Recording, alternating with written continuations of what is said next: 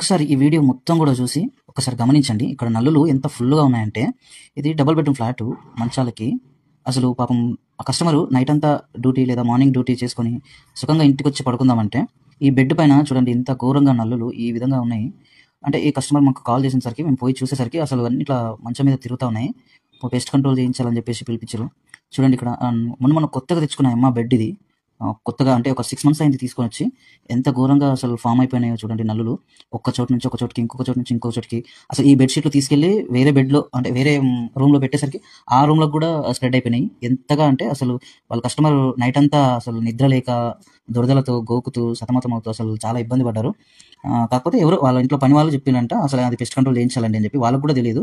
So అట్లనా అని చెప్పేసి ఒకసారి విజయ్ పెస్ట్ కంట్రోల్ మాకు కాల్ చేసిండ్రు. సో మేము వెళ్ళి చూసేసరికి చాలా నల్లులు ఉన్నాయి. ఒక 2 డేస్ టైం అడిగి కెమికల్స్ అరేంజ్ చేసుకొని వెళ్ళి ఇదిగో చూడండి ఈ విధంగా మొత్తం కూడా బెడ్ తీసి ఇంతకుముందు చూసినాక బెడ్‌లో స్ప్రే చేసినాము. బెడ్‌లో స్ప్రే చేసి ఈ కాట్ మీద ఉన్నటువంటి పైది రూఫ్ తీసేసి మొత్తం మంచానికి ఈ 2 బెడ్‌రూమ్‌లు ఈ బెడ్‌రూమ్‌లో వచ్చినాయి. ప్లస్ ఈ బెడ్‌రూమ్‌లో వచ్చినాయి. ఫుల్‌గా పాపం వాళ్ళకసలు పడుకోవడానికి మనశ్శాంతి లేదు. అసలు ఎంత ఘోరంగా అంటే ఇది కనిపించేటివి ఇవి.